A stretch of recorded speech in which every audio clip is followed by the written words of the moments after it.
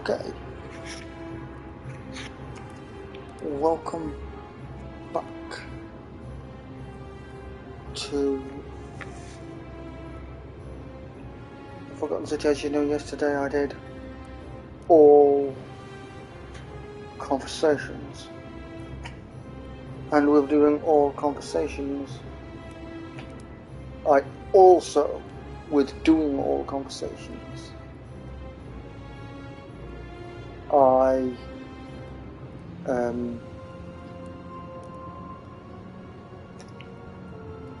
however, I did reveal yesterday that all the big conversations were done. Now, any conversation I have now will be short and sweet. Apart from one conversation, because there was one person who I didn't talk with and meet properly.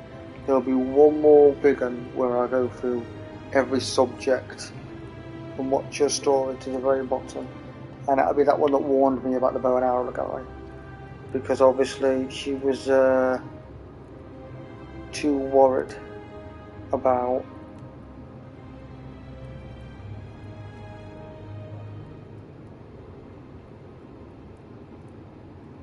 the fact that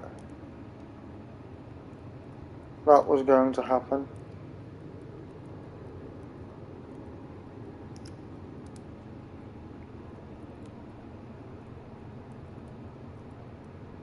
And obviously, I know if I'd made any attempt to have a conversation, I know what would have happened.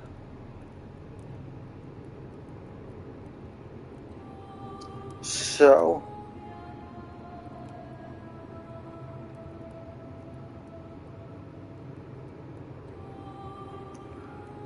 it will be just that one I talk in full. Any others I will keep short and sweet. I am going to ask everyone again how they ended up on the island, and then obviously I'll go back to Aquitia to tell her the connection or anything about any of the ones that I ask about it.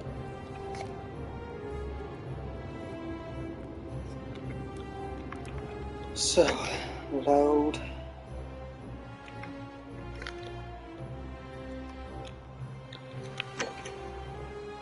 Oh, that's done differently. That's now. Right, oh, Richard, how's it going, mate? Right, Elisa, obviously.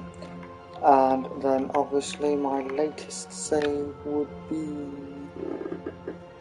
the one that is the latest, which in this case is that one there. So, we will, yep. There I go. Perfect. I'll go with that and load. So here we go.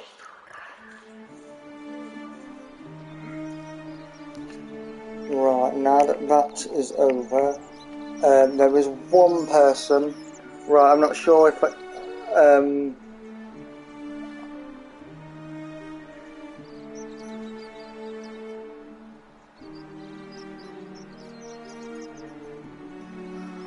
oh, that's okay, pal.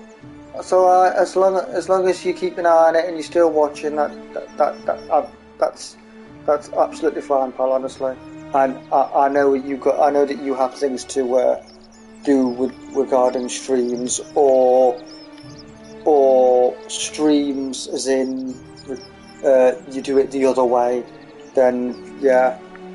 Either way, it's still streaming. So I know that you're a busy man with streams. So that's so yeah, that's fine. No problem at all, pal. You took care of him? An accident?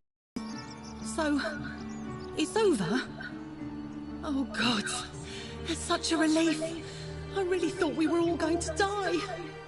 I do have a question, though. That shrine, the one I was going to hide in, did you know it was going to collapse?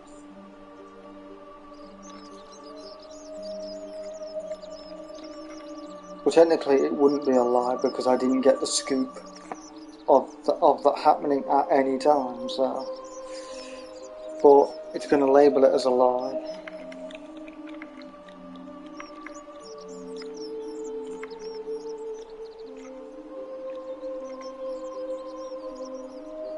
Sod it. Really? Then how? Oh, I see. Oh, I should probably keep my big mouth shut then. Sorry. I promise, nobody else will ever know what you did. But I know. That was really clever. Thank you. I'm glad you're here. Oh, speaking of which, welcome. I'm Fabia. Sorry I was a bit frantic before. Need anything? Right. Can't pause. Shit. Right, before I get onto it, because I don't think she's going to rush me to talk. I'm not sure, in case you missed it at the beginning, I said to you yesterday that I finished all the big, really important conversations, and I said at the beginning I was gonna keep it short and sweet, and then you talk to them for the price of progress. I know there's one person who I haven't spoken to, but that's because I know what happens the moment I do. I know what's going to happen the moment I do, but I might have to because I'm not sure with another bit that I'm going to do later whether or not I can sort it out unless I fall for it at least once and then talk. So I know what I can say when another bit comes. I don't think I'll get the option to say what I want to say when another bit comes unless I do. So I will restart the day again one more time. However, I said that yesterday, but today I just suddenly remembered that the only person I didn't talk to was Fabia, the one that you see on screen right now, that I did not go through like top to bottom all of these. This will be the last time you see me do this.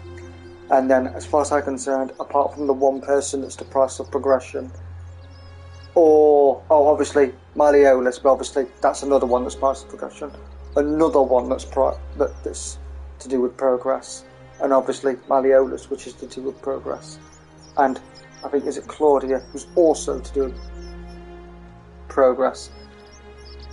But all the ones that I talk to now, as in at this stage of the game, after this time, it won't be happening yet for a while unless I somehow am quicker than expected and you get another one like either today or tomorrow or something. But it shouldn't be too long before I get another one of those. But as far as this stream goes, I think this will be the last time you see me speak to everyone about everything. So, right.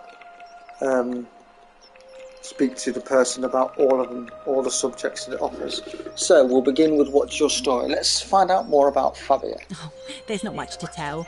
I mostly just bake bread and try to help out where I can. I suppose it all started about 8 months ago. I was living in Rome with my family when I got sick. Terrible timing. My pa had just arranged a husband for me, a fisherman's son. I was about to meet him for the first time when I came down with an awful fever. I spent the next week in bed. Pa paid priests to make offerings to Asclepius, a white rooster, then a goat. But nothing worked. In the end, they decided I'd do better outside the city. Clean air in the countryside would do me good, they said. But after about a day in a carriage on the Appian Way, I was getting worse, not better.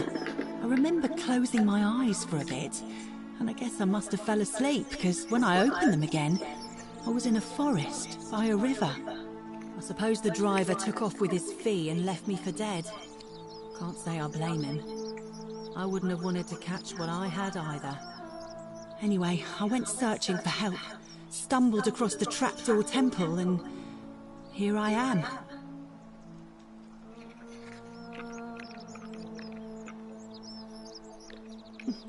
It's nice of you to say, but you should save your sympathy. Lots of people here need it more than I do. Now let's see if she knows a way out of it. What? You've been here a few moments and you're desperate to get out already? Why not give the place a chance before you try to leave? Good people here. Galerius works hard on the farm so I can put food on our tables. And Lucretia tries to keep us healthy. My friend Georgius is always mending our clothes. And Virgil makes sure these old walls don't fall down around us. Well, he does his best. I'm just saying, there are worse places you could live out your days.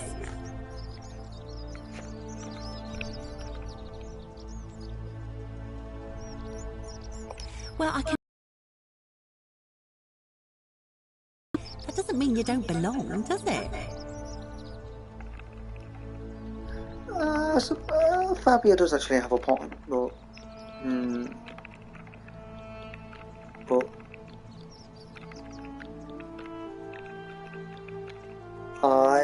Well, as long as I know. Oh, I try not to worry about it. I mean, if people are nice to each other, we won't have anything to worry about, will we?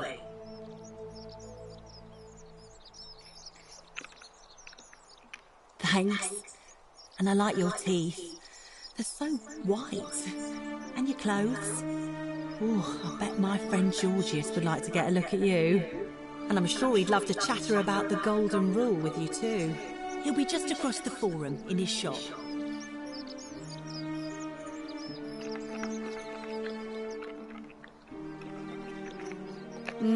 Terrible shame, that is. Maybe this will help. Late last night, I was cleaning my oven when I heard some noises outside. The forum's usually dead quiet at that hour, so I came out to see what was going on. To be honest, I thought maybe poor old Dooley had got out of his cell and was snooping around again. So I put my head out and saw someone in front of Virgil's shop. I couldn't tell who, it was too dark. I called out to them, but they just turned and ran off without a word. All I remember is they ran past a lit torch, and the light glinted off something metallic. Armour, I think. So I suppose it could only be one of three people. Horatius, Domitius, or Rufius. I hope that helps.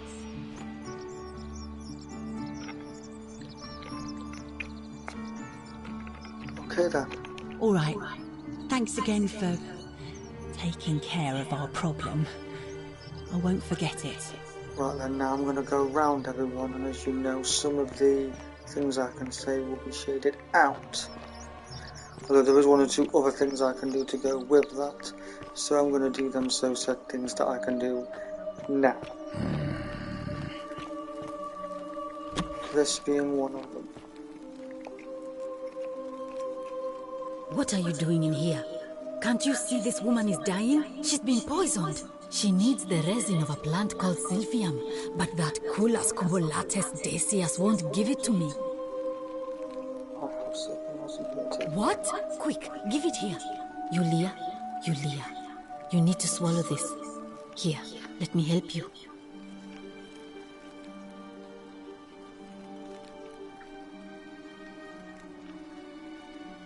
Hopefully, in a moment, she should be able to breathe normally. That was extraordinary. How did you know she needed this exact thing, and at this exact moment? Are you some kind of oracle?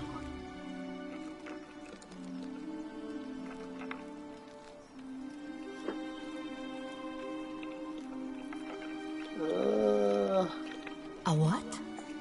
I'm sorry, I must have misheard you. I think it's your accent, because it sounded like you said, time traveler. But whatever kind of traveler you are, that was like the gods hearing my prayers and intervening.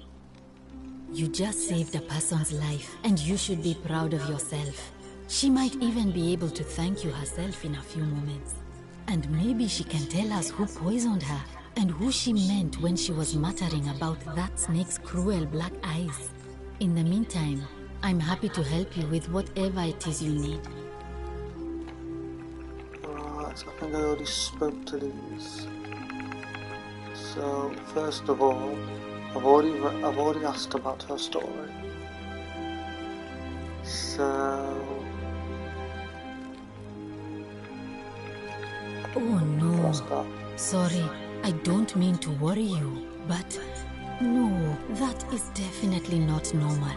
There was one other person who claimed she could hear the statues talking to her. But that was Nevia, and she went a little mad.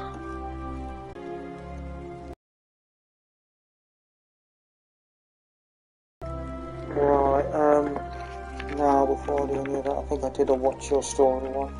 Why are they not blacked out? How come they're all white? Unless they become white again when you restart the day.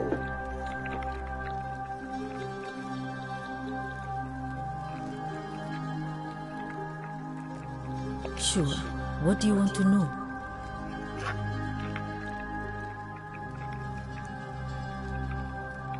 Do you really want to know? I mean, if somebody poisoned her, then surely they would have broken the golden rule, and so maybe it's best we don't discuss it.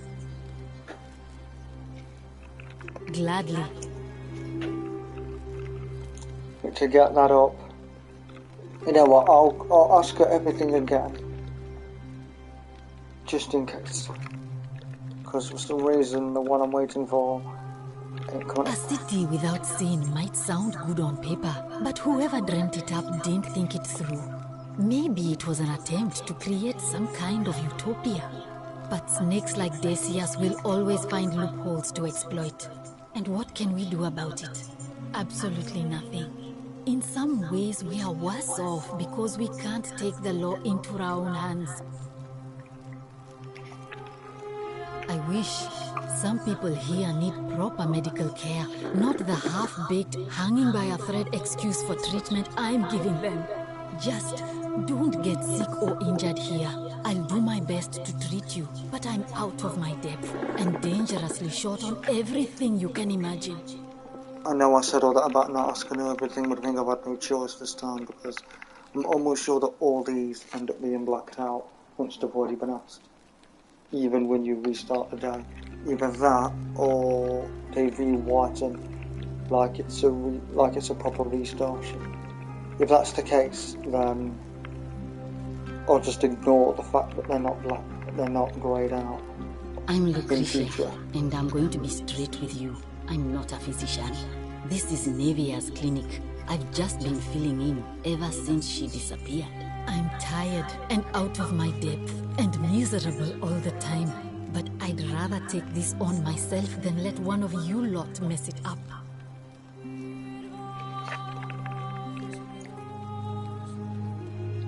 My husband and I moved to Rome from Caesarea. He embraced the Roman way more than I would have liked and turned into an awful philanderer. I would have divorced him and demanded the return of my dowry, but I knew he would sooner have me killed than give me my right. So I waited for the right time to take what was mine and disappear. And then the fires came. As he prepared to evacuate our villa, I gathered our most precious belongings, coins and gemstones, and the moment his back was turned, I ran. I could barely see for the smoke, and the streets were full of people trampling each other.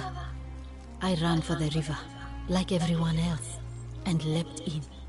The next thing I remember, I was waking up on a riverbank, not far from here.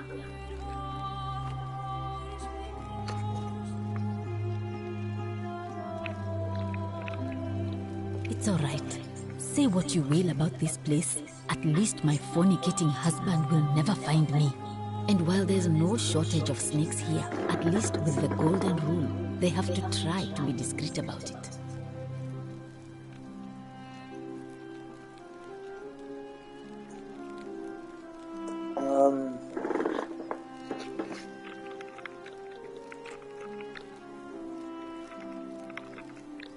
Gladly.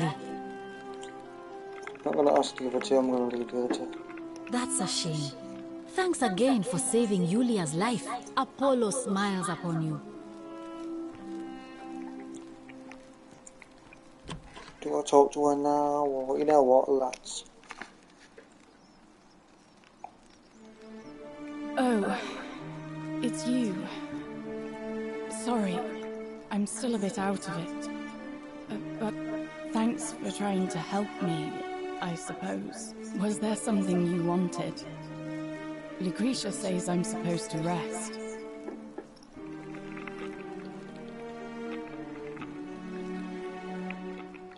As much as I'm grateful that you tried to help me, it's just not safe for me to talk about it. Please, no more questions.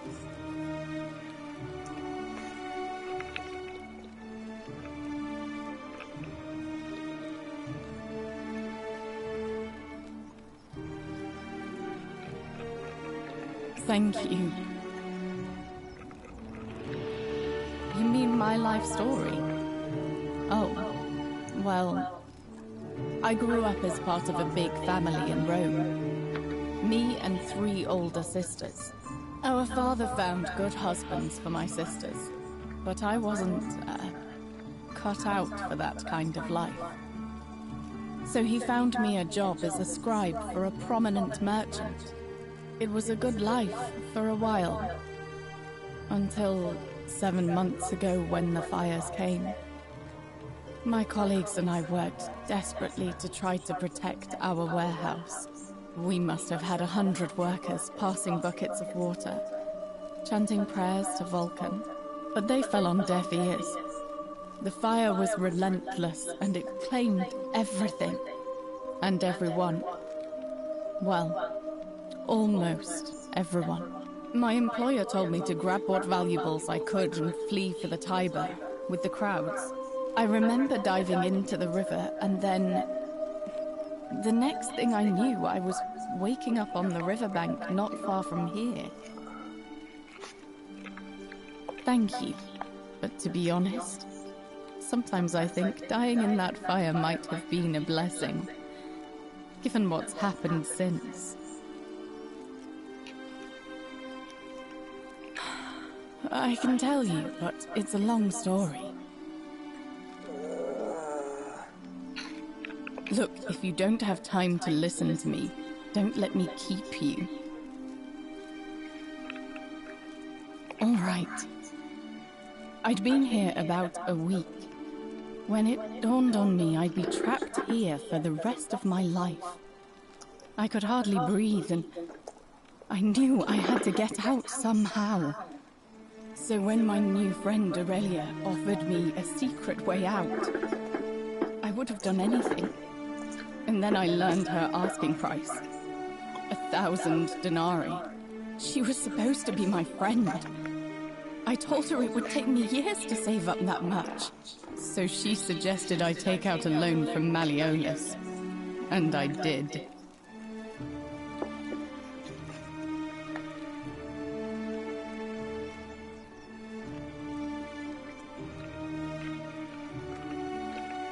I had to sign an agreement, saying I'd work off the debt over 30 years. So soon. And she gave me her so-called way out. Do you want to know what it was? Hemlock. It's a deadly poison, made from a plant. Drink this, she said, and you'll be out of here in no time. Of course, I demanded my money back, but she refused. She pointed to a sign on her tavern saying, "Let the buyer beware." Then she just looked at me with those cruel black eyes and she laughed. She immediately told Malleolus I'd tried to escape without paying him back. Only, he didn't seem upset or surprised at all. In fact, he just thanked her. And that's when I realized the two of them had planned the whole thing from the beginning.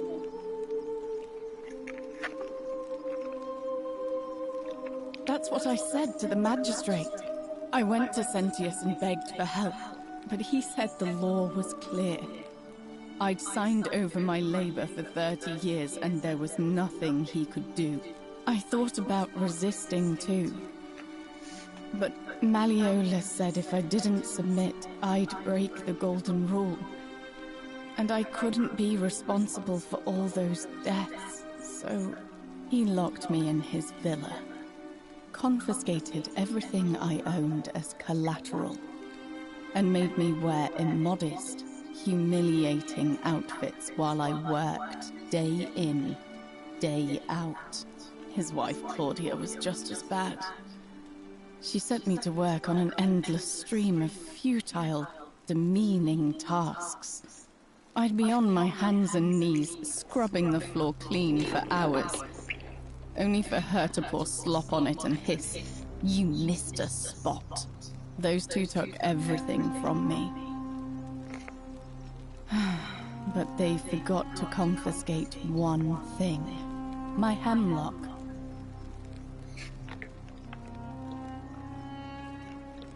I just wanted it to be over. But it seems I messed that up too. Should have drunk all of it.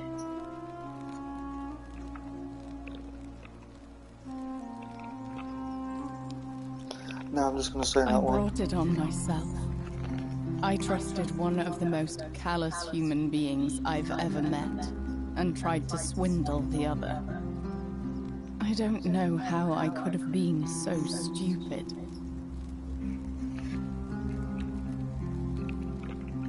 When I've recovered, I expect their thug Domitius will come for me. He'll escort me back to their villa, and I'll be right back where I started. Only this time, I won't be able to lull myself to sleep at night with the thought of a permanent solution. Honestly, it would have been better if the poison had been allowed to run its course. I doubt it. It seems this is the fate the gods have chosen for me, for trying to escape. At least until someone breaks the golden rule. Huh. Maybe it wouldn't be so bad.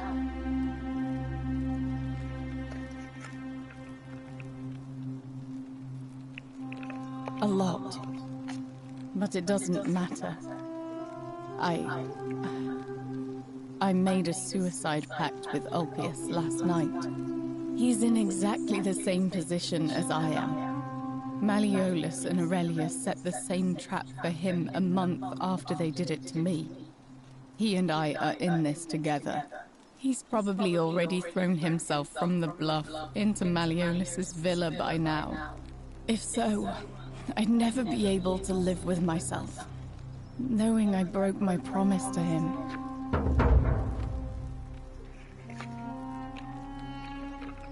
I doubt you could make it up to the bluff in time. I don't know who you are, or why you seem so determined to help me, but thank you. All right, but please don't take too long. Okay.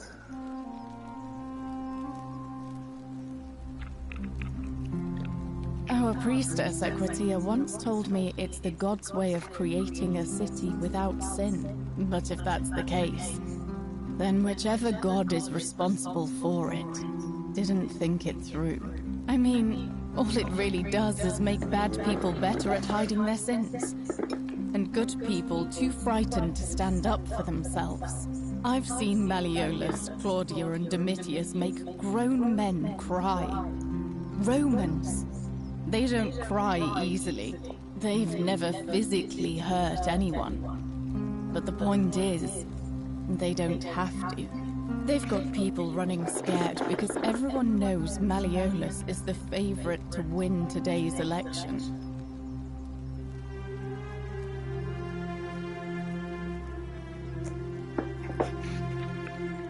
Really? Then I hope fortune smiles on you, friend. All right. Thank you again for saving my life. Okay. That was one of those progressive ones. Ulpius, I shouldn't really talk to him because I know what happens when I talk to him, but I may have to talk to him at 4 at once and then restart the day, because otherwise come later when I do something else, I might not be able to for not knowing about it. Oh, technically I do, because of her, so technically it should count.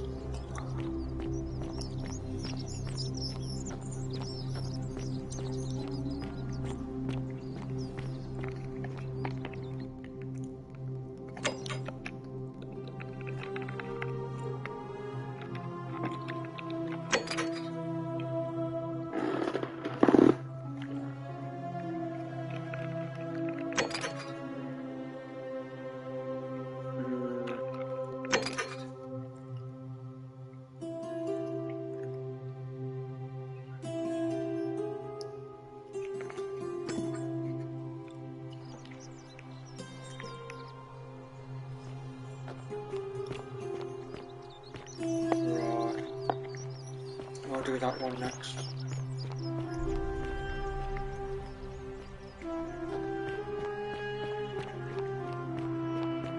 I may have to just face the music. Ossin Coolio mio. Oh, wow.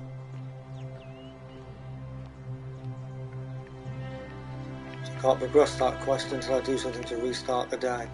I just forgot that that guy has a real bad attitude problem. Hey, you're not thinking about going into the cistern, are you?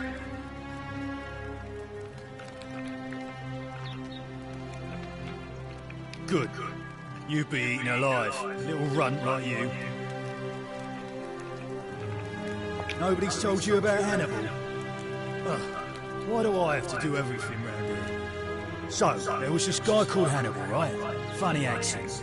Used to go down into the cisterns looking for junk he could clean up himself. One day, a few weeks back, he comes out and tells me the cisterns are haunted. Said he could hear spirits wailing. Of course, nobody believed him, because who trusts a Carthaginian, right? Anyway, a few days later, he goes back in. And hours go by, and he hasn't come back out, yeah? So I go down after him, and it's dark. But in the distance, I can just make out his body, sprawled out on the ground. And hunched over him was something that made my blood run cold. No word of a lie. I saw a creature. Like the corpse of a man who'd been flayed. And it was eating Hannibal.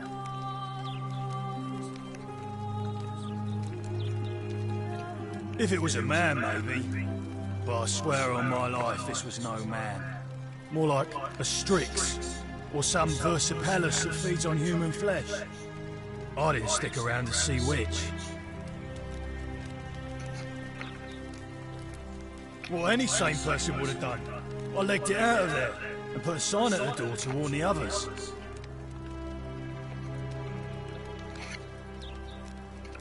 Good idea.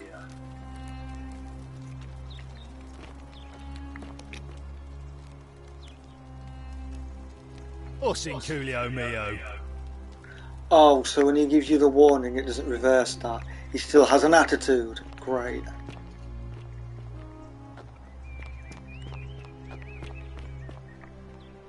Well, if I'm going to find a way to restart the day yet again, I might as well. Right, we'll talk to Ulpius first. So I know of his predicament. So I meet the other one to go with it. So then I'm not risking not knowing, so I can't sort it out. You know what, I might have to. And then I'll just go and nick some levels now. What now?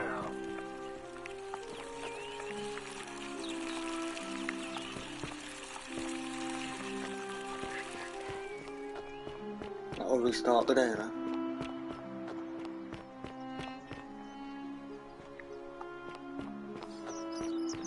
Might as well restart it because I can't do the who's threatening Virgil one until I do, because Demetrius has ended up having a real bad problem. Pardon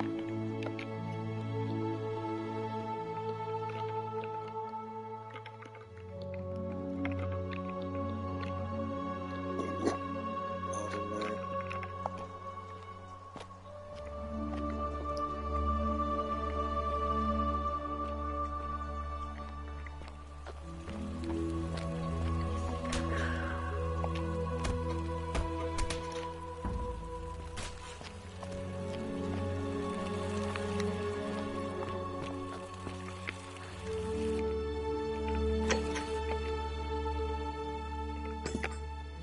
come on to let us know what we're doing.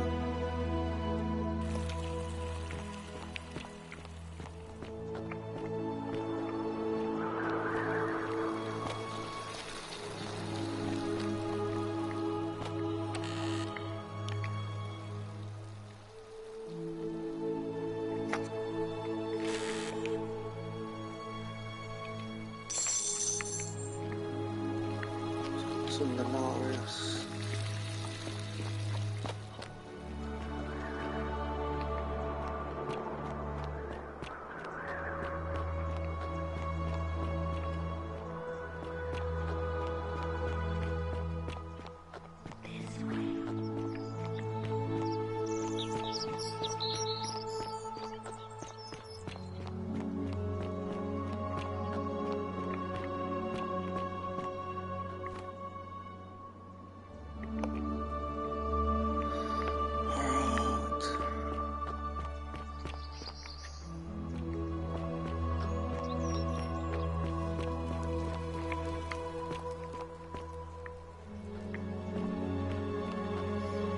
Restart the day, then I might as well have this conversation restarted so that I know not to come up here again after. Salve, friend. I'm Octavia. Welcome to life under the Golden Rule. It's a ghastly thing, is it not? How are you faring so far?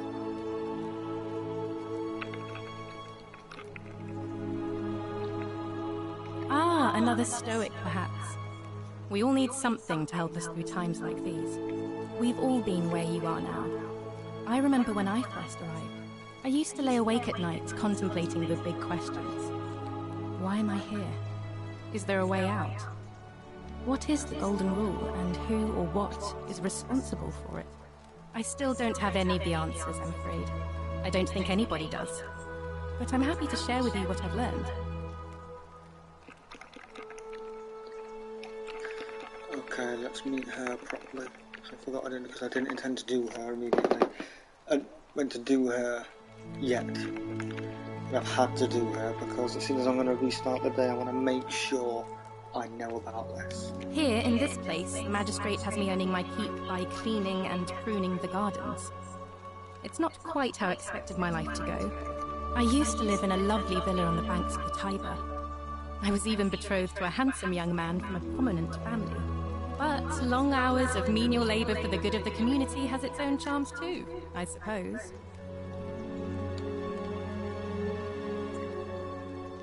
Oh, much the same way as many of the others. When the fires came to Rome 7 months ago, my family and I fled for the Tiber, hoping to escape on a barge. We were among the fortunate ones with enough coins for passage, but unfortunately, there were a lot of desperate people, and they boarded before we could depart. A scuffle broke out, and I was pushed overboard. The last thing I remember was the water, rising up to hit my cheekbone. I woke up by the river, near that shrine, and stumbled across this place. Oh, that's all right.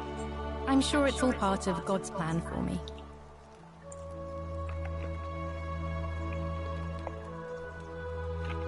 If you like. I'm afraid not. Although, I did once hear someone gossiping down at Aurelia's tavern about a possible way out. I don't put a lot of stock in such rumors, but if you're desperate and wealthy, you could look into it, I suppose. If that doesn't work, then I suppose we're all stuck here until the gods decide our fate. I hope it works out.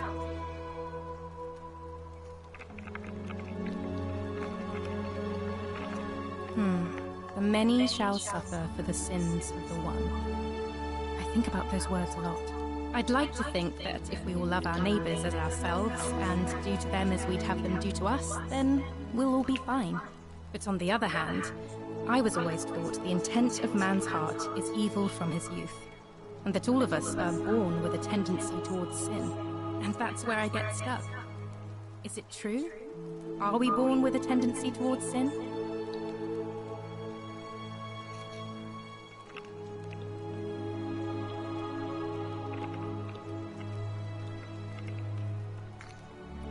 You don't think that's a little naive? I suppose you've never seen what I've seen.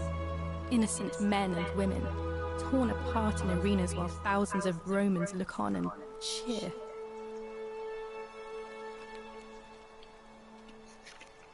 If that's true, then sooner or later, things are going to end badly for all of us down here. Unless, of course, there's some kind of divine intervention.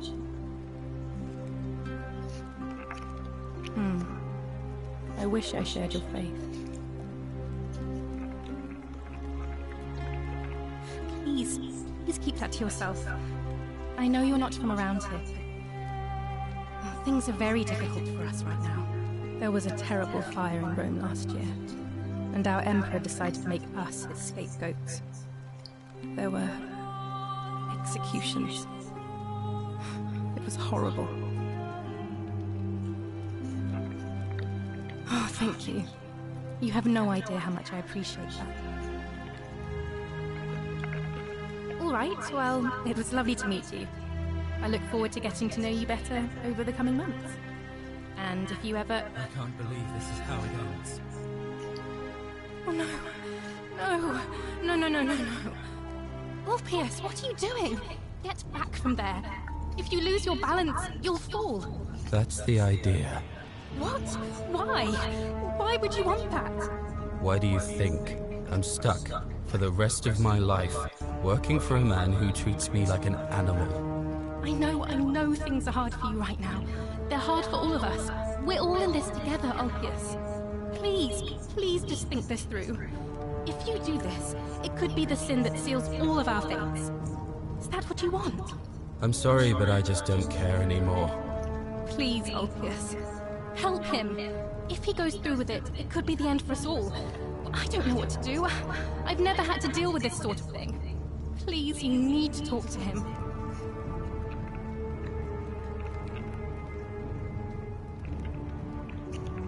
Thank you. And please, choose your words carefully.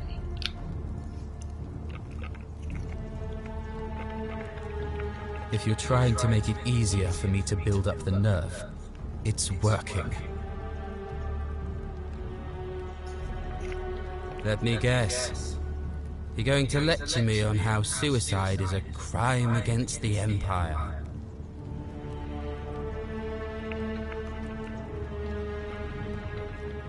I screwed up my life. That's what's wrong. I borrowed money, and when I couldn't pay it back, I wound up in debt bondage. I'll be stuck slaving away for that Culus Cumulatis Malleolus for the rest of my life. I am out. Wherever you are, Scintilla, my love, I'm sorry. Ulpius, no!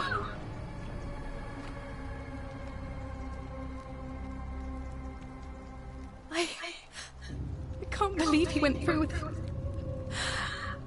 Oh Lord, that poor lamb.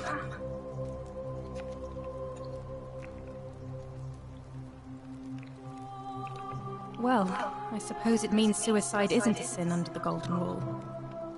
So I guess that means whichever god is responsible for it, it isn't mine. I'll have to let everyone know what happened. And I guess Malleolus will have to clean up the mess in his villa. It's of his own making, after all. And I'd best pray for poor Ulpius. Don't worry. What I'm gonna do, he won't be dead for long, is I'm gonna restart and just find something that will cause the day to restart.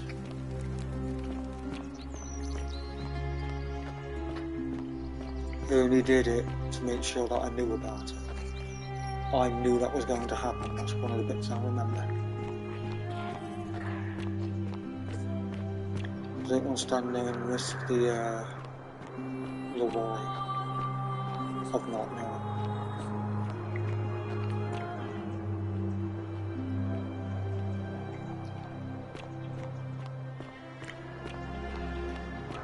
I needed to know that story.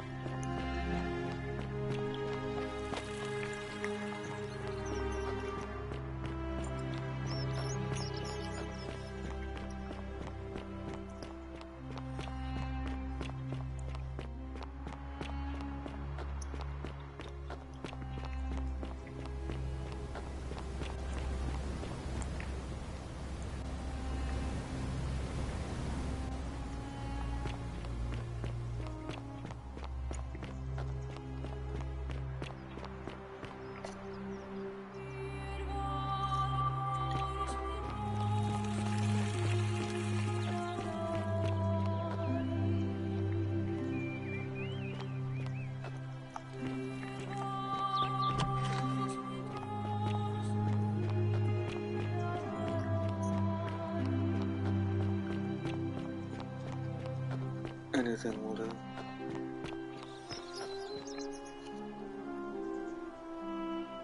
Technically, I could just nick that again, but I won't.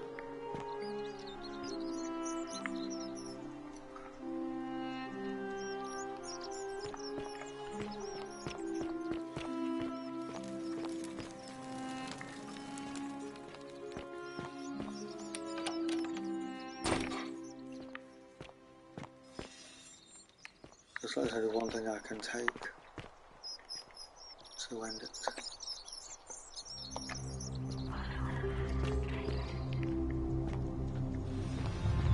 The many shall suffer for the sins of the one. Yeah. Yep. I'm afraid that had to happen. So and I know sometimes this can get annoying because you get the same beginning with Galerius all the time, but I sometimes have to do this because of certain things I want to do. I knew I was going to do this from the moment. Well, I was going to do this anyway, just did the obvious bit for the sake of restarting it so it doesn't die, and to restart what's happening with Demetrius for the sake of asking about the threatening villager, because he kept on just saying 2 or 3 weird words, letting me know that he has absolutely no interest in talking to me because of all the 2 things that I said. I'm going to keep it short and sweet with him now. I'm going to ask, are you threatening Virgil, and say nothing else.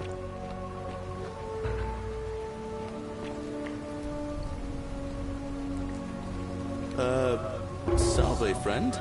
I'm Galerius. Mind telling me who you are and what you were doing in the Shrine of Proserpina?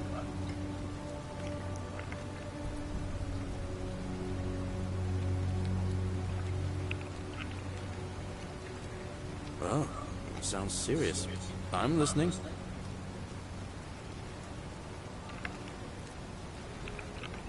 Yulia? Oh no. All right, I can do that.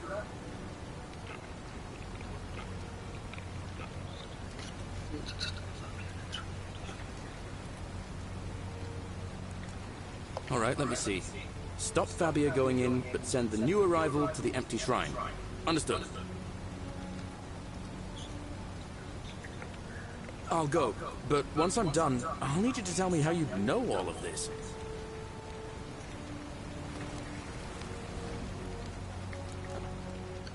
Right.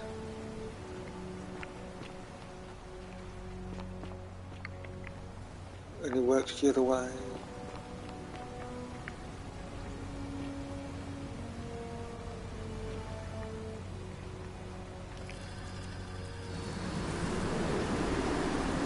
So I'll begin the conversations. The conversations will begin now. Asking everyone.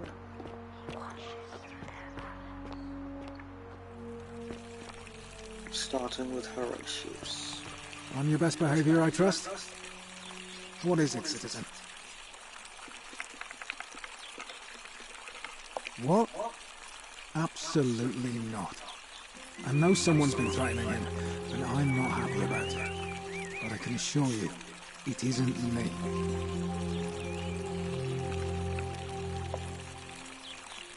Is that done? Yes, I knew that. Brilliant. That Alright. That lets me know that they do stay blacked. Greyed out. Right, I'm going to make this short and sweet, because you're tight. Right, Fresh okay. meat, huh? I wouldn't have that any other way, to be fair. On your best behavior, I trust? Hold on, there's something else I wanted to ask Horatius, didn't there? As well as that. What now?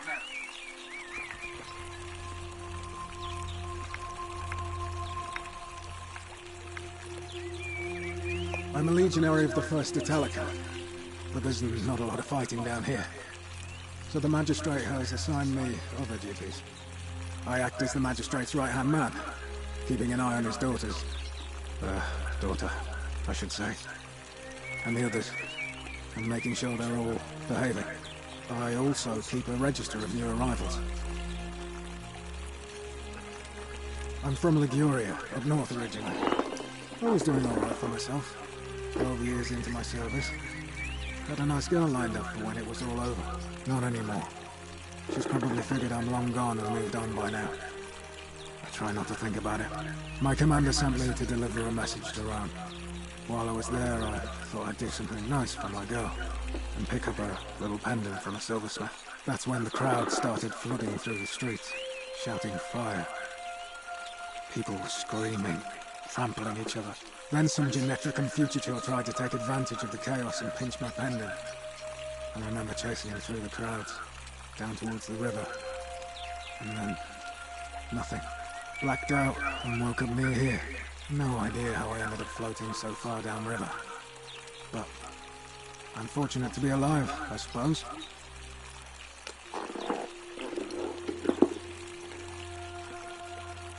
Ah, don't be. As Seneca the Younger said, difficulty strengthens the mind, as labour does the body. That said, Scintilla's disappearance has been more difficult than I'd care to admit. Alright? One down, multiple to go.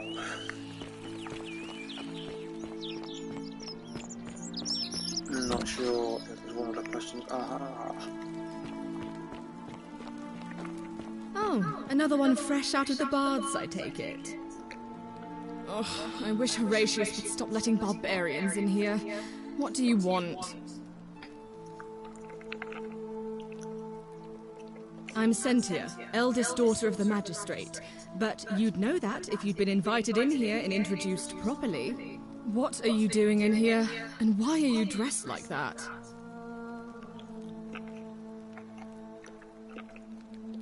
Really? I'd never have noticed, what with your flawless accent, appropriate attire, and impressive mastery of our customs. Now, remind me, why are we having this conversation?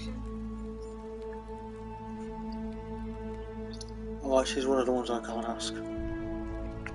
Okay, in that case, it don't matter. I trust you can see yourself out.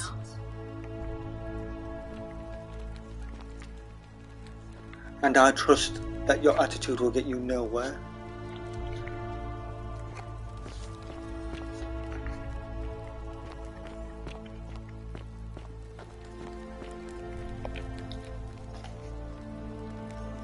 We're finally alone. I assume you already know who I am. May I know your name? We have? Wait, if I understand correctly, someone is about to break the Golden Rule, forcing me to create a portal in time to bring you here? I must have entrusted you with figuring out who the culprit is. Only, I assume we failed, and you had to start over. What happened? Ah, I see. Look, it's unfortunate, but all that matters now is that you make use of what you've learned and gathered, and do better next time. Now, I assume you sought me out again for a reason.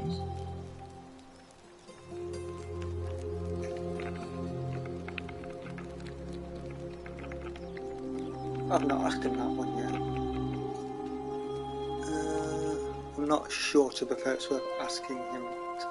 I don't think I can ask him that, even if I say, what's your story? You mean Duilius? Releasing him is out of the question, I'm afraid. That man is a liability we simply cannot afford. Perhaps you're not aware he was caught multiple times, sneaking around in places he should not have been. Look, I can see where you're going with this. You think me cruel. I assure you that is not the case. You may not be aware of this, but it was not so long ago, during the Republic, the law of the 12 Tables would have required that he be killed as soon as he was born, owing to his deformities. Here we see to it that he has food, water, and shelter, and most importantly, he is able to continue living. a privilege that would be taken away from all of us were he to be released and commit the crime of trespass. The man has no self-discipline, poor comprehension of what is going on around him, and is an incorrigible rule breaker. I will not jeopardize the lives of my people so that one man can go free. Now, was there something else? Sextus Sentius Imperiosus is my name, though magistrate is the proper way to address me. Before I wound up here, I was a decurion in the cavalry of Imperial Rome, helping protect civilization from the barbarians. My men and I were at the Emporium in Rome as honor guard for a visiting dignitary arriving upriver by barge.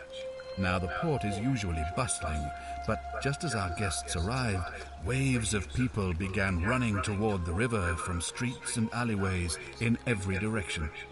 They were trying to escape a terrible fire.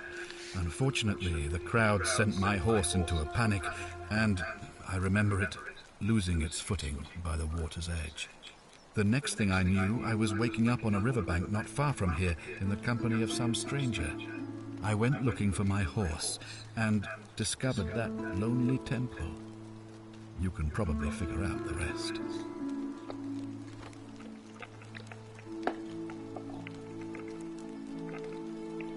I was elected 7 months ago, uncontested because of my command experience.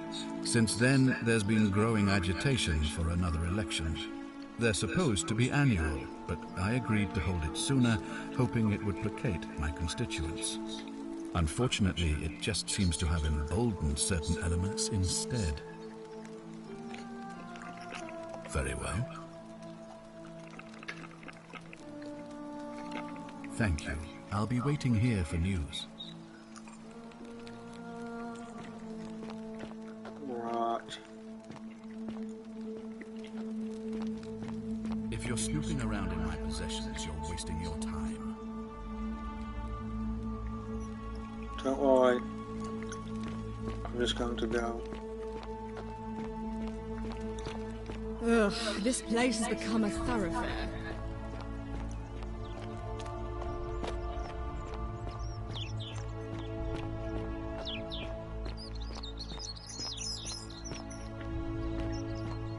So Horatius Fear is proof of a degenerate and Sentius, who have asked.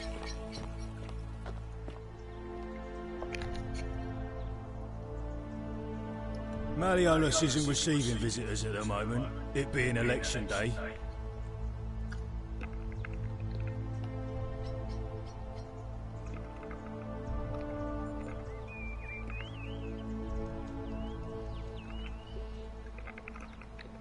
Do I seem like anonymous threats to my style?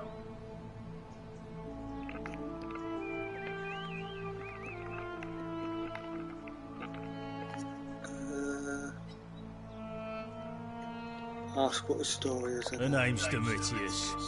You want to get to Malleolus, you go through me.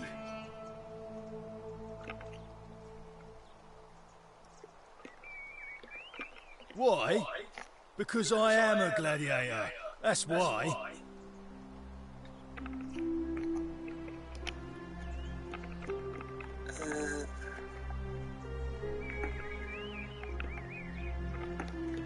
Listen, I don't abduct women. They come to me. And they keep coming back. If you know what I mean.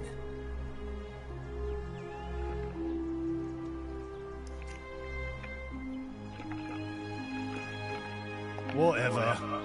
Just remember, I'll be watching. Right, I've also done the first two asks of that. I've got regarding Virgil while doing it, so that's good. So it's them three down. At some point, Galerius will want to speak to me about.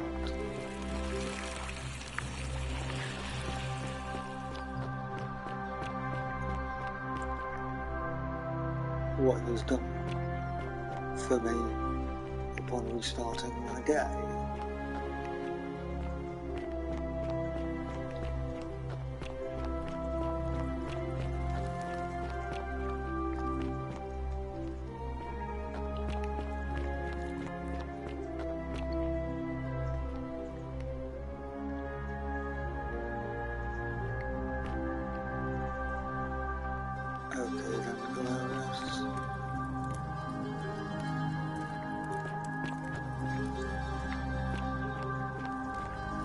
Cerberus lifts his triple head and lets out his threefold praying.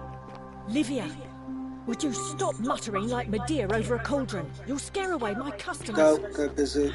They follow their traits, imitating their previous lives, but they are ignorant.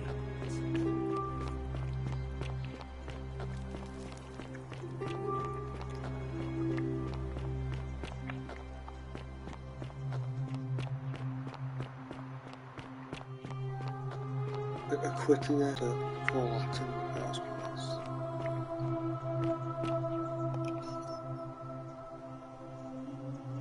Name's Rufius. Better watch your step.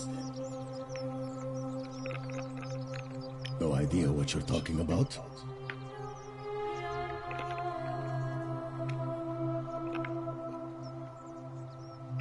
Can't talk long. Got to stay sharp, but... family's from Seleucia and Tigris, Babylon province. But I've been roaming a long time now. Even joined the legions. The 6th. The one they call Ironclads. Same way as everyone else. If we have to. Whatever. Right, who else is there to talk to? Welcome. Feeling all right? I'm Lucretia, and I'm going to be straight with you. I'm not a physician. This is Nevia's clinic. I've just been filling in ever since she disappeared.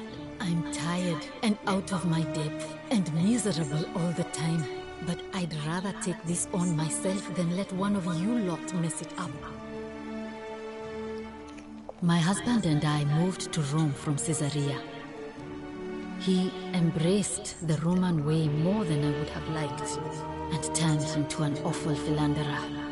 I would have divorced him and demanded the return of my dowry, but I knew he would sooner have me killed than give me my right. So I waited for the right time to take what was mine and disappear. And then the fires came. As he prepared to evacuate our villa, I gathered our most precious belongings, coins and gemstones, and the moment his back was turned, I ran. I could barely see for the smoke, and the streets were full of people trampling each other. I ran for the river, like everyone else, and leapt in. The next thing I remember, I was waking up on a riverbank, not far from here.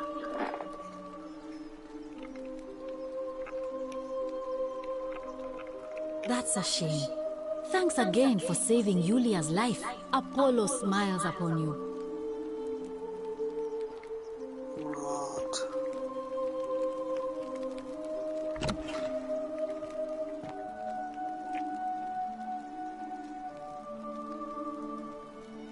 Sorry, I'm still a bit out of it. Galerius just saved my life. Was there something you wanted? Lucretia says I'm supposed to rest. You mean my life story? Oh, well, I grew up as part of a big family in Rome. Me and 3 older sisters. Our father found good husbands for my sisters, but I wasn't, cut out for that kind of life. So he found me a job as a scribe for a prominent merchant. It was a good life for a while. Until 7 months ago when the fires came. My colleagues and I worked desperately to try to protect our warehouse. We must have had 100 workers passing buckets of water, chanting prayers to Vulcan, but they fell on deaf ears. The fire was relentless, and it claimed everything. And everyone. Well, almost everyone. My employer told me to grab what valuables I could and flee for the Tiber, with the crowds. I remember diving into the river, and then... the next thing I knew, I was waking up on the riverbank not far from here.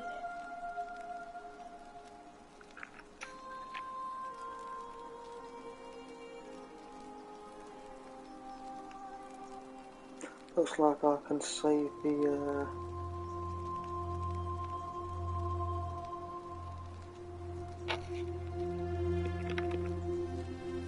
All right. Goodbye.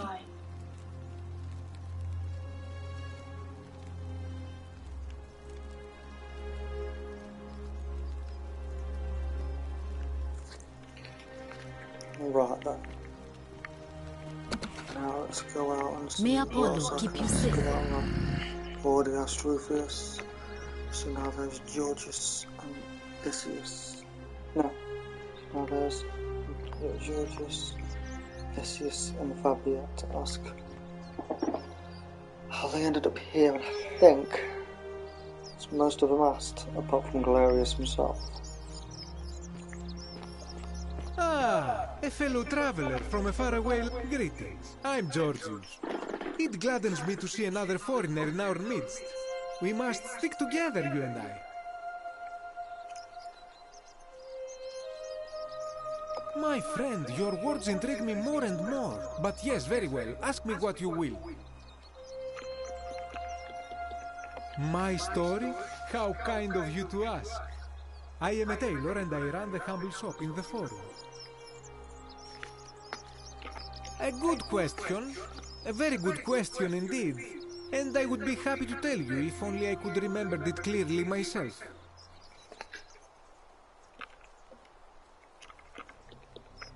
Anything you like. I hope that our paths cross again soon, my friend. Right, so that's him.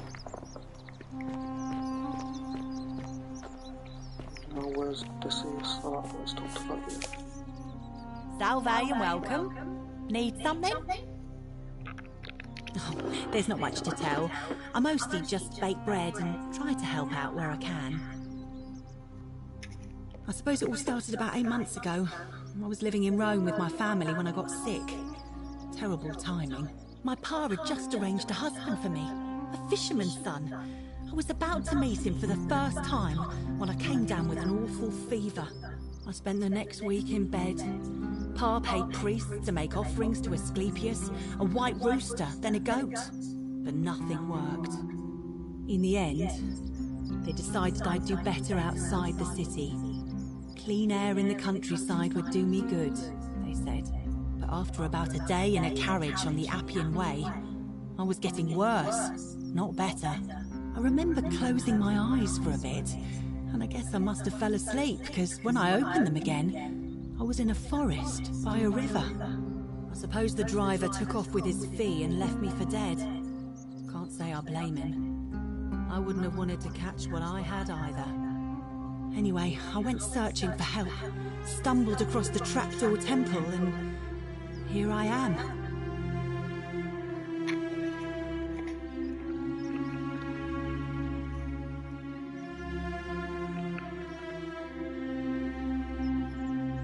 Oh yeah, I suppose you're right. Hadn't really thought about it. But the gods are mysterious and powerful. Who knows what their plans are for us? All right. Thanks again for taking care of our problem. I won't forget it. Right, so who else? There's,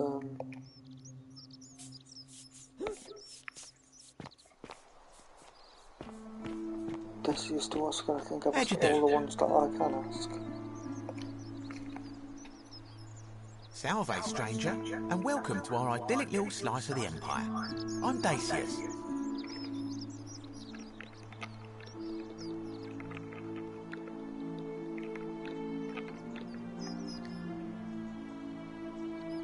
You mean, how did I end up here?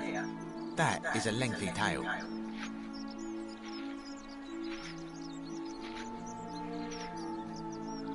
Oh dear. I'm gonna have to hear it again to make sure I can cash it in. Alright. I'll explain it Well, to someone. you see, I'm in the business of procuring rare and precious objects liberated from the enemies of Rome. Mostly sculptures, vases, the occasional slave, fetch a magnificent price in Roman high society. Had myself a nice little shop in Rome, just off the Forum. Lots of foot traffic and close to the docks. Good place to be when the fires broke out. See, about 7 months ago, half of Rome caught on fire. Everyone who couldn't get to an outer gate was running for the river, hoping to escape by barge. So I gathered my coins and some priceless vases into a cart and had my most loyal slave girl, a pretty young thing named Acantha, push it for me. All the way down to the river, I'm elbowing through a stampede of people, turning back now and then to make sure she hasn't legged it with my valuables. But, to my surprise, we make it, and I see this barge loading up, and it's so full it's almost sinking. But the captain's happy to take my coin, so I start boarding, and then he puts his hand on my chest and he says, "No, too heavy.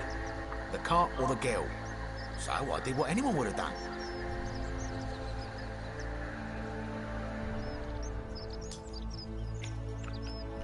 Of course I chose the cart. I mean, I can always buy a new slave girl if I still have my money. So I put my hand on the cart, and I guess she realised what was happening because those pretty black eyes of hers go all wide. And in one swift motion, she topples the whole bloody thing into the Tiber.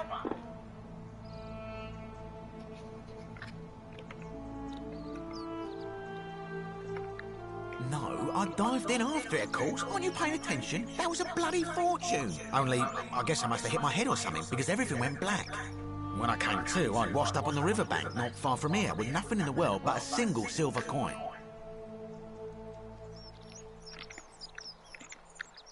Thank you, friend.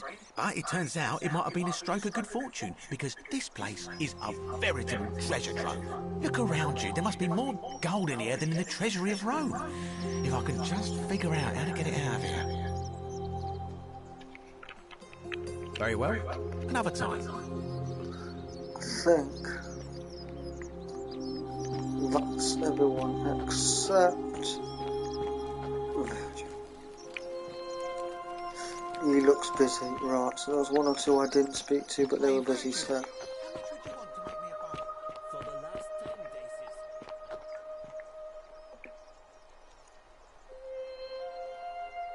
A new face. Ave, and may Vesta watch over you. I'm Equitia. To what do I owe the pleasure of this visit?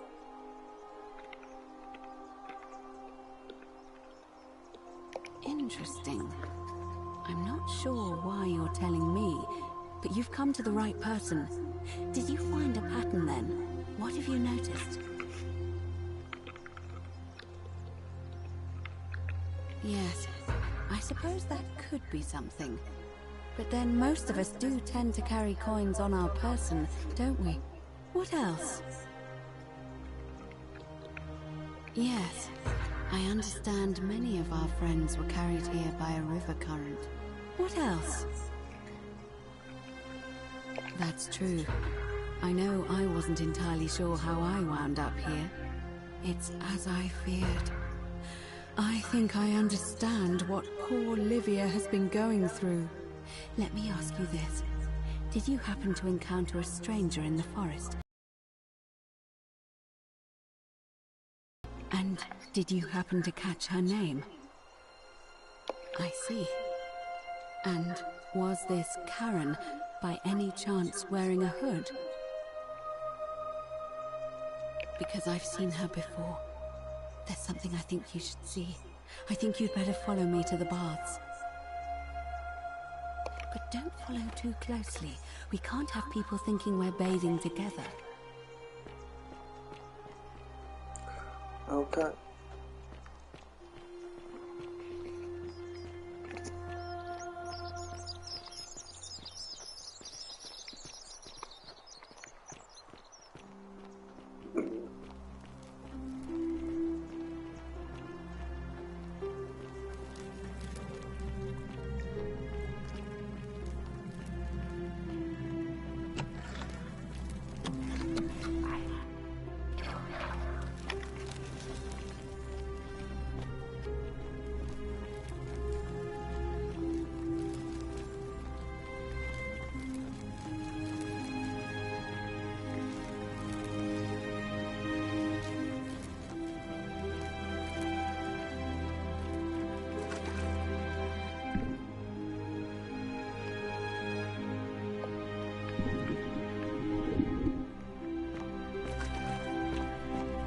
Follows a walkway.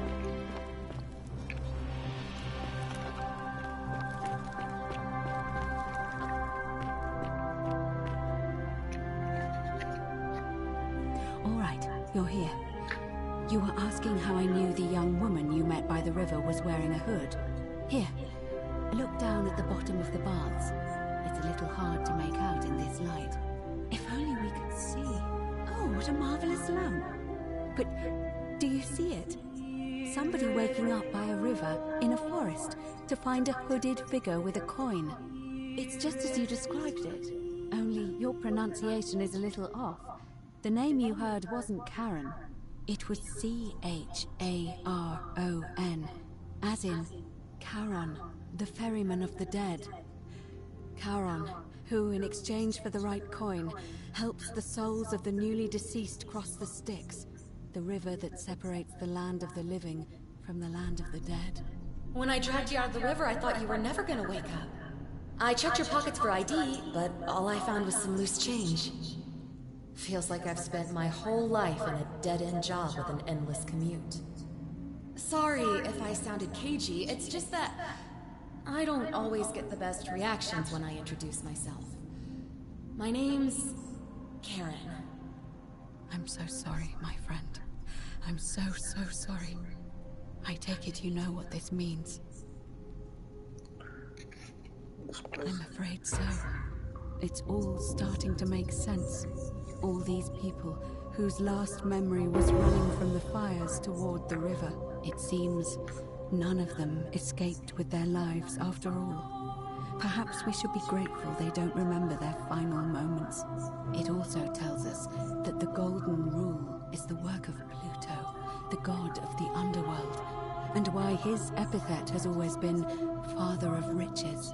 I know it's a lot to take in, and you look as if you have questions, so I'll try to answer them if I can. That was my first thought too. In the old stories, the underworld was where the souls of the deceased were taken. But it was also possible for the living to reach it without dying, if they were particularly fearless. So I'm afraid I don't know. That's,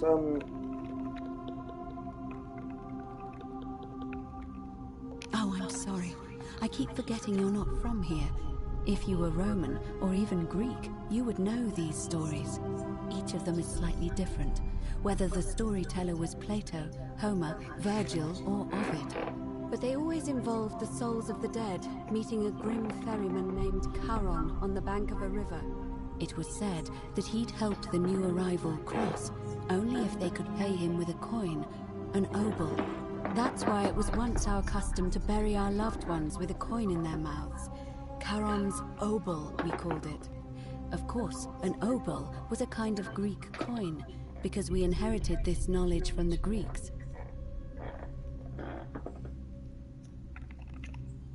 To be fair, the ferryman isn't exactly as the poets described, and he, she, they seem to appear to different people in different guises. You say you saw a young woman named Karen with a hood, and I once heard Kabash mention a stranger in a ram headdress named Kirti, and Rufius described meeting a stranger named Kunut Tabal wearing an eagle headdress. But whatever form this stranger took, they were always wearing a hood of some sort, and their name always began with a K sound. I suspect the only way you'll solve this riddle is if your paths cross again.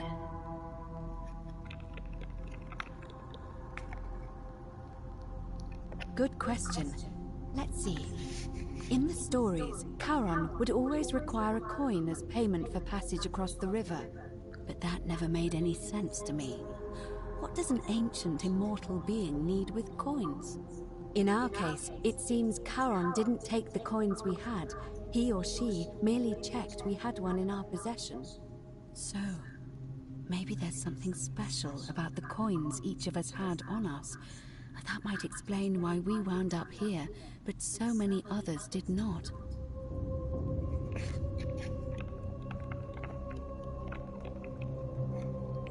No. I mean, I had my suspicions, especially after Livia's ramblings, but I would never have figured it out without your help, I promise you. Now that we know where we are, We have to figure out what to do about it if we don't want to be cast into gold for eternity. We don't have much to go on, except the old stories. I remember 4 in particular about heroes in the underworld. Hercules, the demigod and son of Jupiter. Orpheus, a Thracian poet. Sisyphus, a king of Ephyra. And Aeneas, a Trojan hero. Hercules was able to leave the underworld because he cowed its god with his strength. Sisyphus and Orpheus both relied on their wits instead. They persuaded the goddess of the underworld, Proserpina, to help them escape. And finally, Aeneas was able to escape with the help of a spirit guide, who led him through a secret gate. So it seems you have 2 options: to confront the god of the underworld head-on, or find a way to escape with the help of Proserpina or some other guide.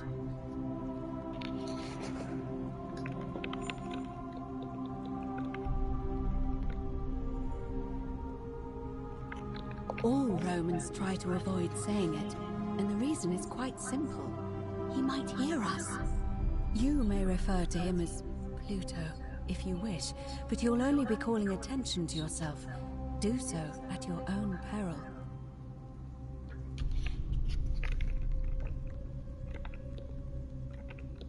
Shh! Is everyone so blunt where you're from? Oh. That option would be the boldest, but also the only way to learn the truth about the Golden Rule, and maybe even put an end to it.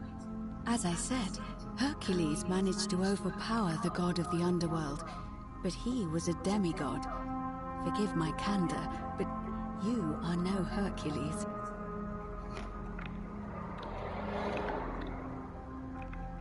Are you telling me that you can? I won't pretend to understand exactly what that means, but if that's true, then perhaps you stand a chance. So, if you want to confront him, I'll help you as much as I can. Who knows? Perhaps your name will be uttered in the same sentence as Hercules one day. But first, you'd need an audience with you-know-who, and for that, you'll need to enter the great temple overlooking the city. The problem is, the door has been sealed shut for as long as I've lived here, and there doesn't even seem to be a keyhole. I suspect the answer lies in the desecrated obelisk in front of it. I'm not sure if you noticed, but there are 4 plaques missing from its base. It looks as though somebody, or a series of somebodies, forcibly removed them, and in doing so, dishonored and angered our divine keeper. If you could recover and replace all 4 of those missing plaques, I imagine he might be willing to receive an audience again.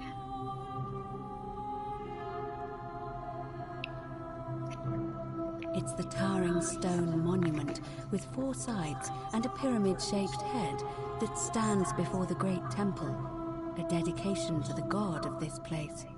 You'll find them all over Rome, but of course they were looted from Egypt many years ago. It seems one of them made its way here too, although how is a mystery. However, this one is unusual in that each of the 4 sides is decorated in a different style: Roman, Greek, Egyptian, and another I don't recognize. That means you'll need to recover 4 different plaques: Roman, Greek, Egyptian, and a 4th, a mystery plaque.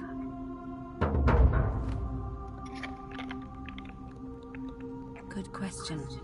To answer that, we first need to ask who would have defaced the obelisk in the first place. It would have had the god's name engraved into it, so it may be that whoever desecrated it wanted that name to be forgotten. And there's only one group of people I know of who might want to do that. There's a cult in Rome that often argued there is only one true god. Theirs, of course. They've been known to start fires, as well as deface religious monuments whose existence challenged their beliefs. If I were you, I'd go looking for them. Of course, they've all been in hiding since the fire last year, so finding them won't be easy. But I did hear a rumor they have a secret shrine somewhere in the city. Perhaps, if you could find that, you might be able to recover the Roman plaque.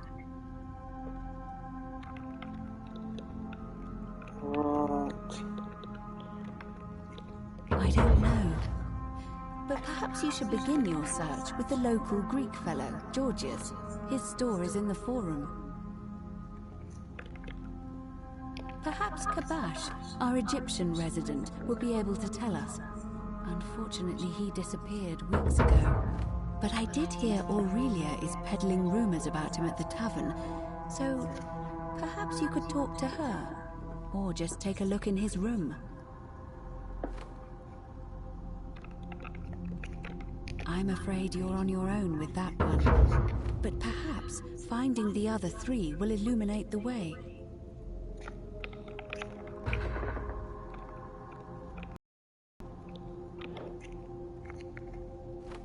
As I mentioned, both Orpheus and Sisyphus were said to have persuaded Proserpina to help them escape, and Aeneas was guided to the exit.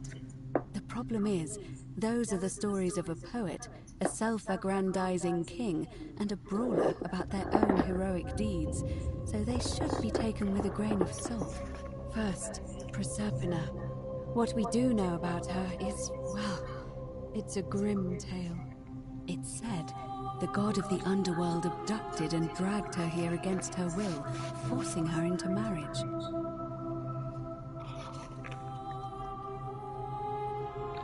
It is. The gods are a mirror image of mankind, as far as cruelty is concerned, I'm afraid. If the stories are true, I imagine she's as desperate to escape as we are. If she really did help Orpheus and Sisyphus, perhaps she'll help us too. The problem is, how do we communicate with her without being noticed by her captor?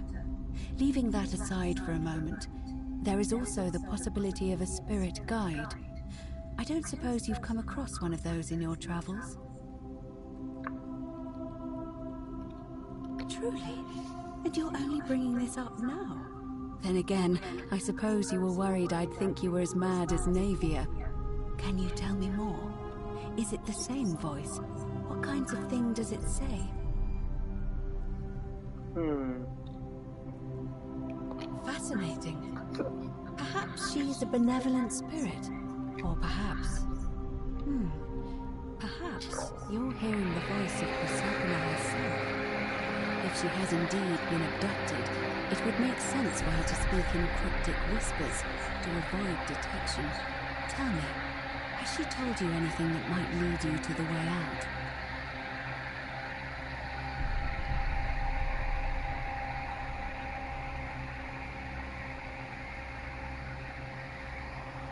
That is strange. There are no rivers here. Let me think on that.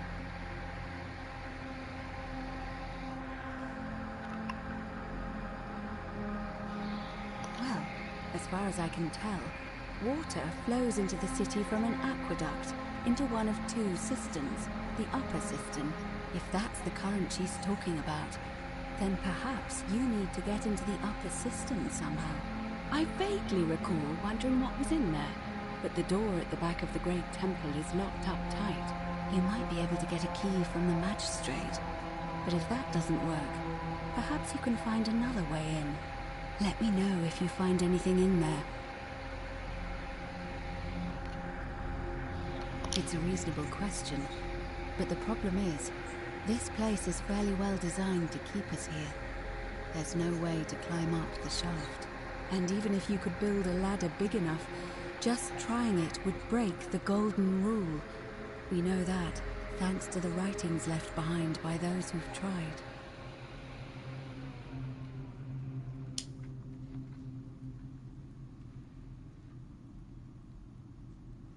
Okay, so there's a lot of decent information we are getting here. So to find them, find all them tablets. Alright. I would suggest not discussing Well, not tablets, this with anyone. Yeah. The best we can do for Them them plaques. is to let them remain oblivious for as long as possible.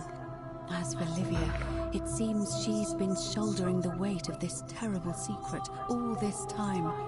Perhaps it would comfort her to know she's not alone.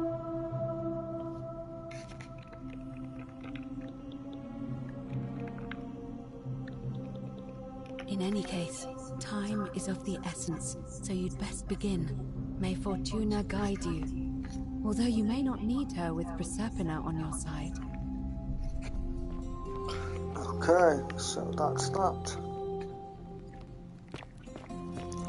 Technically, because I've just, this is actually a decent key moment I have just done. Technically speaking, I could just leave it here, but I won't. Go that little bit further and have that conversation with you.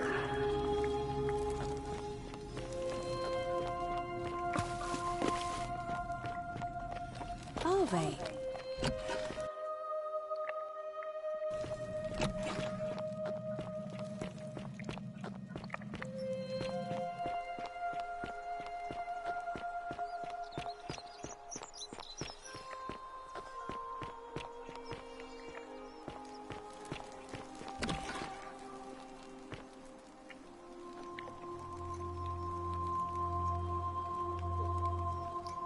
Oh, it's you again. Is everything all right?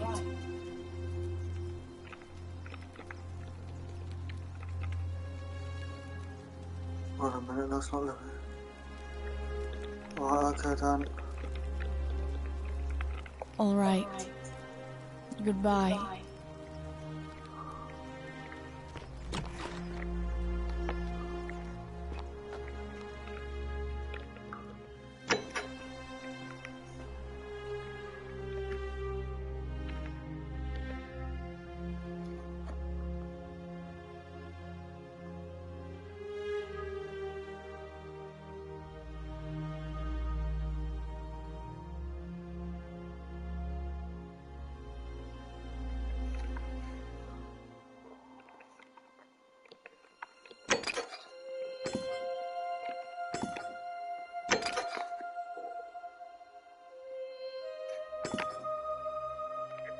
So, that's the one I'm going to next.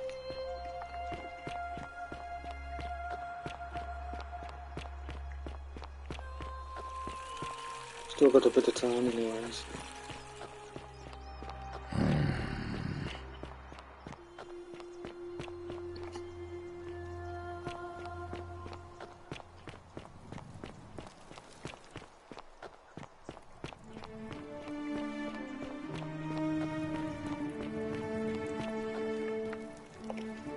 Just as the ocean accepts the rivers of all the world, so this place accepts all the souls. But it does not notice the crowds that come.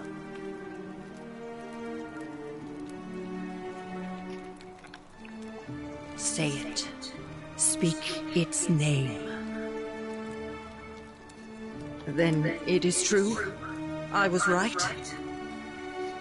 I thought I saw it, but when the rest of them could not, I kept thinking I must have gone insane.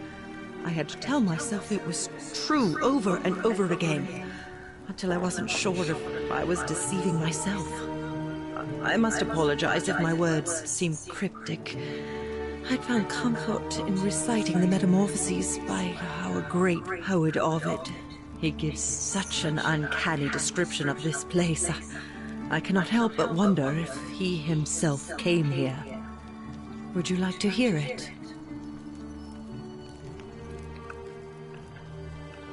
Go on, Shell. I will do my best to remember the relevant verse. There is a downward path, gloomy with fatal yew trees. It leads through dumb silence to the infernal regions. The sluggish Styx exhales vapor, and by that way, the shadows of the newly dead descend, entombed with full rites, and the ghosts of those, at last, given proper burial. The wide, thorny waste is cold and pallid, and the newly arrived shades are ignorant of the road that leads to the Stygian city, where Black Dis has his cruel palace. As the ocean accepts the rivers of all the world, so this place accepts all the souls, and is never too small for any populace, nor notices the crowds that come. There the bloodless shadows wander without flesh or bone. Some crowd the forum, some the house of the ruler of the depths. Others follow their trades, imitating their previous lives, and still others incur punishment. I hope I have done it justice, and now we share a secret. It's as if you've lifted a great burden from my shoulders. Thank you, friend. I think I should rest.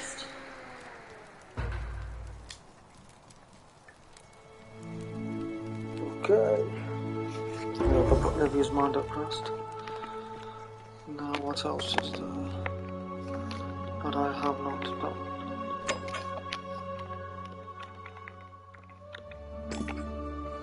Now I've got straight as an hour.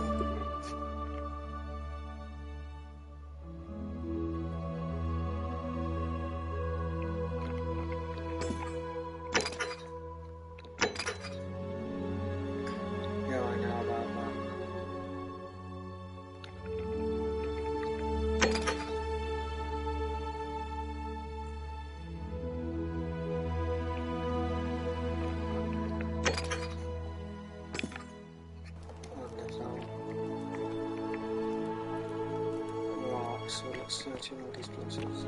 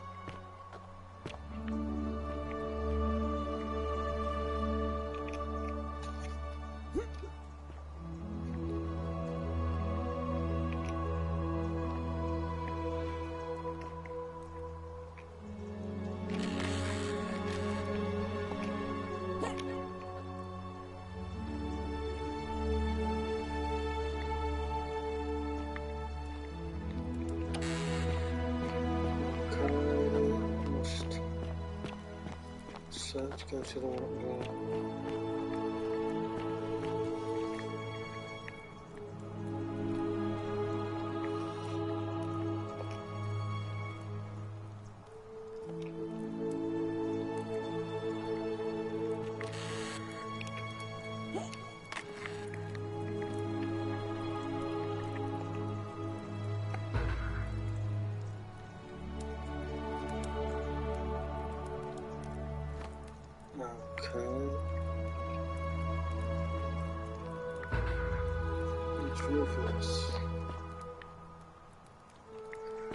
Okay, I think Ruvius is going to have some explaining to do.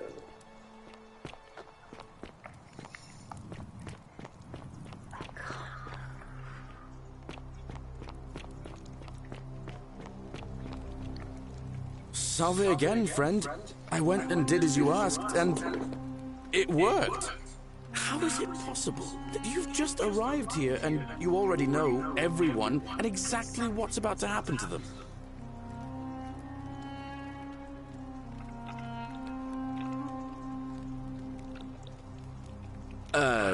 You're toying with me, right? Wait, you're not kidding, are you? That's the only way you could have known. You're a bit like... Oh, what was his name? Sisyphus. Yeah, that's the one. Old King Sisyphus.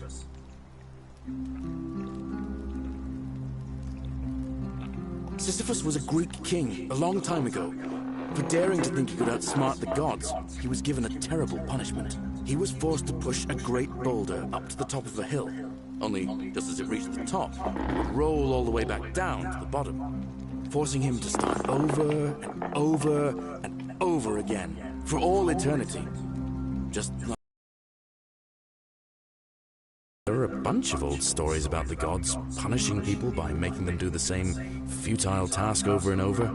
Tantalus was made to grasp at fruit on a tree he could never quite reach. The Pleiades had to keep fetching water in a sieve. Oh, and Ixion was strapped to a wheel going round and round forever. But on the bright side, at least you're not stuck in the underworld like they all were.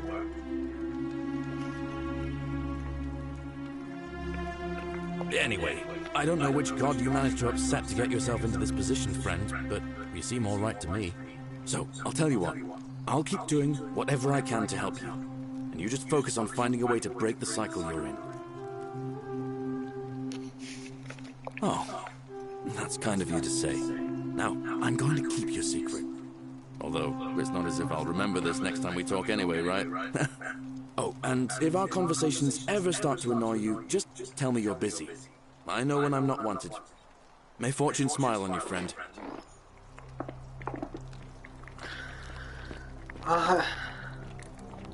Let's go find Rufus, because he has some explaining to do. Because it's him that's threatening Virgil.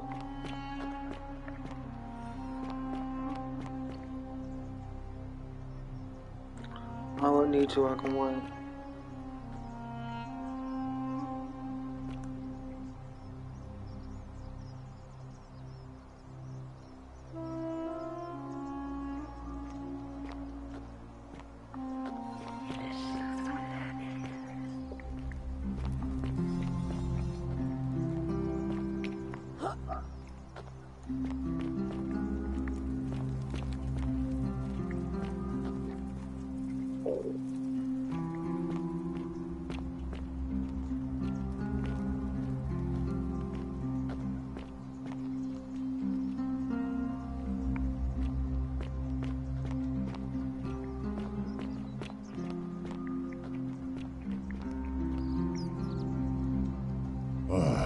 You again.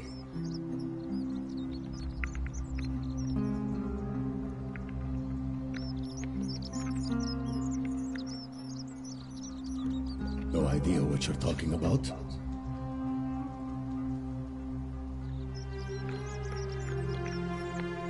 Yes, so what? What are you going to do about it?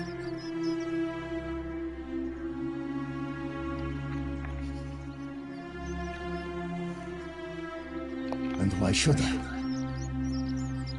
The one true God says that for man to lie with another man is an abomination. His presence here is a threat to us all.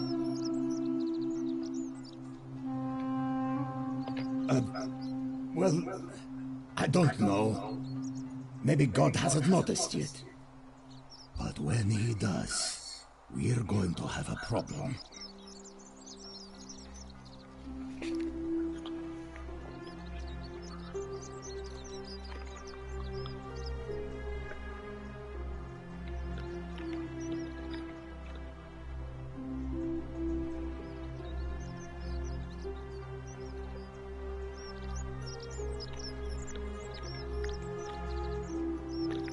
Well, I wouldn't get so angry if he wasn't so...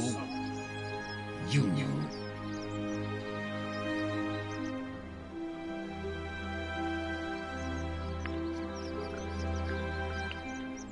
He makes me...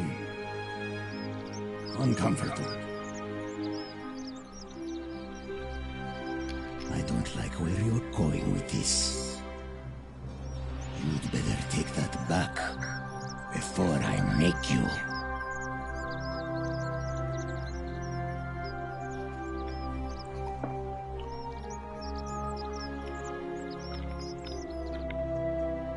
Smart.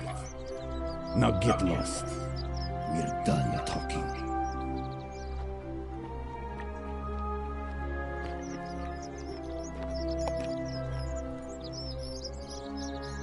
I have nothing to say to you, Kaput Mada.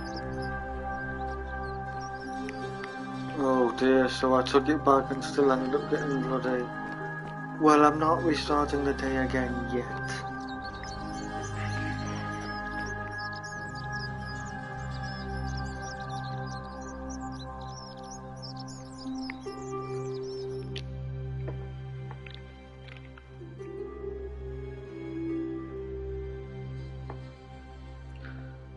Well, it's like I'll not be persuading him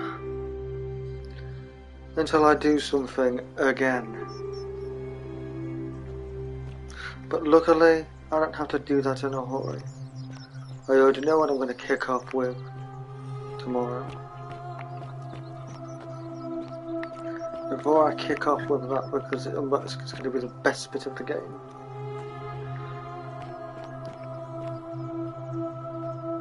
I'm going to...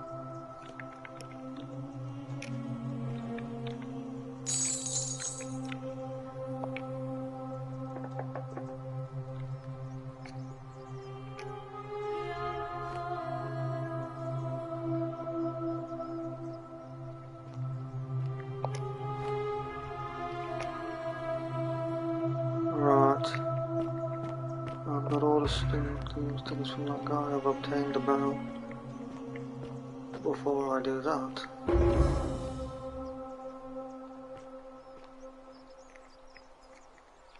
I have to change the job.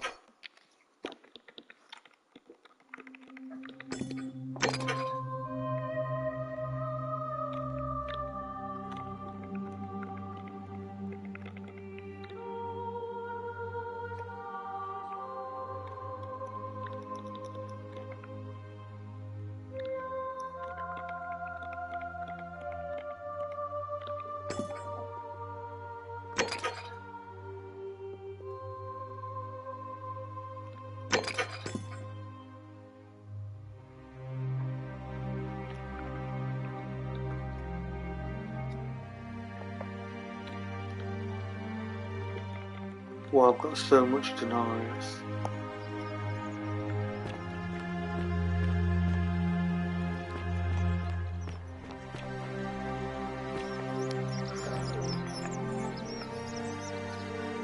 You there? I'm sorry to trouble you, but I couldn't help but notice that fine bow you're carrying. No idea how you managed to get your hands on it, especially in the light of our dear old magistrate's ban, but I'm impressed. And before you ask, no, I wouldn't dream of trying to buy it from you. I have no use for a wooden bow myself. But I would like to propose a joint business venture of sorts. Tell me, do you have any idea how people here end up as golden statues? And here I was thinking I was the only one to figure it out.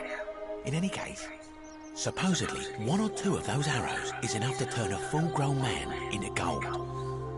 Now, of course, that is a travesty, a terrible, horrible waste of human life, which has to be stopped. And yet, on the other hand, I can't help but think of a tale told by that Greek fella Aesop, the goose that laid the golden egg. With the ability to transmute organic matter into gold, one could create infinite wealth. Use your imagination. Golden animals, insects, trees and plants. The Midas touch without the drawbacks. We are talking riches beyond imagining. And even if we were to split all those riches between the 2 of us, half of infinite wealth is still infinite. Interested?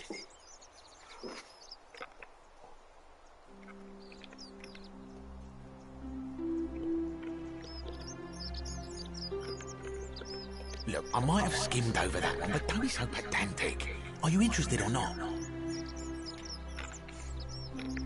Excellent. So the first question is, how do we get our hands on one of those golden bows? Now, I have a plan. But first, tell me, are you familiar with the story of the goddess Diana? Good. Then none of this should be a surprise to you. Diana is our goddess of the hunt, the moon, and the underworld, depending on who you ask. The one thing priests and poets agree on is that she carried with her a golden bow and a quiver of golden arrows. And it just so happens that there is a shrine of Diana in this very forum, with a prominent statue of the goddess herself. And would you like to guess what she's holding in her hand? Precisely. I can't tell you how many hours I spent in that temple staring at it, trying to figure out how to retrieve it without breaking you-know-what. Oh, gods, no! If you tried that, we'd all be dead within moments, I'm sure. No, here's what I propose. You give your bow to me, I cover it in a thin layer of gold leaf, and we create a replica of a golden bow. Then, you enter the shrine, extinguish the braziers, and under cover of darkness, swap out the fake for the original. It's not theft exactly, it's more of a trade. But make no mistake, this is a dangerous path, and there's no way of knowing where it will lead. But in my experience, all the best adventures begin with a risky first step. Now, you must have questions. Ask away.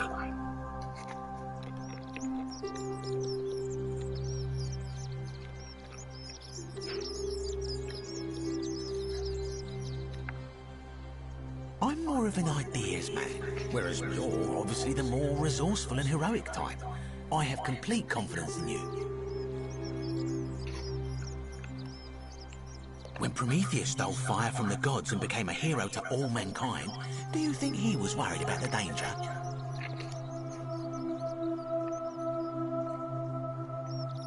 Only because he was silly enough to get caught. So, are you in, partner?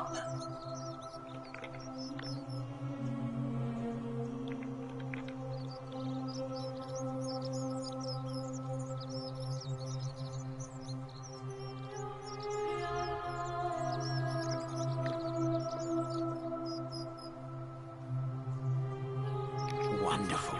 Now, if you'll hand over your bow, I can get started applying a layer of gold leaf. This is a quality weapon. Now, bear with me for a moment. And here we are, a gold leaf bow.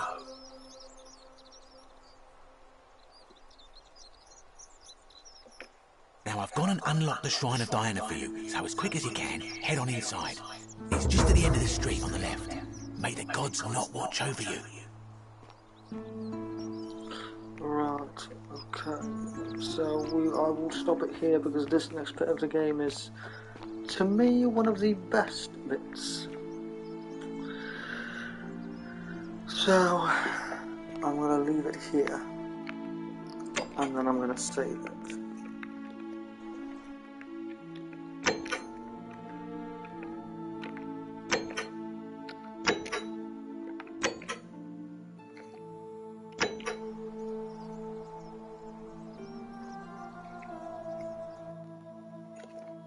If I get to save now, I would be...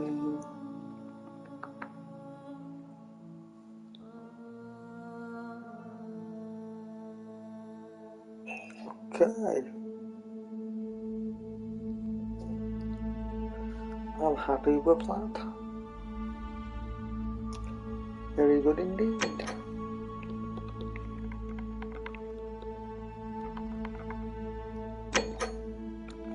So that concludes another Forgotten City stream. I will be back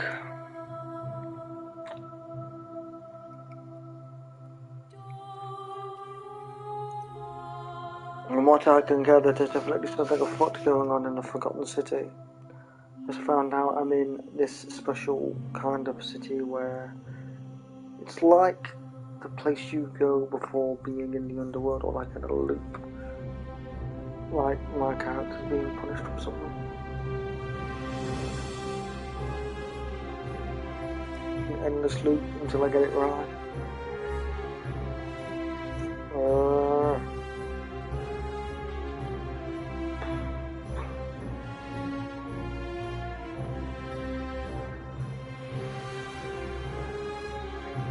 To find all those stone tablets, to a certain degree, I know what to do.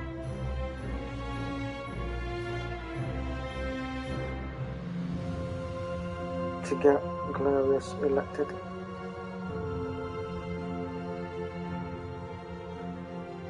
But that has to wait as well. But tomorrow I will begin with probably one of the only and most interesting bits, actional bits in the game.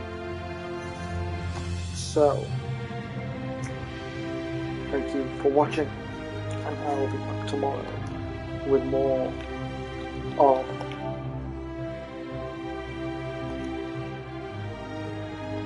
the Forgotten City.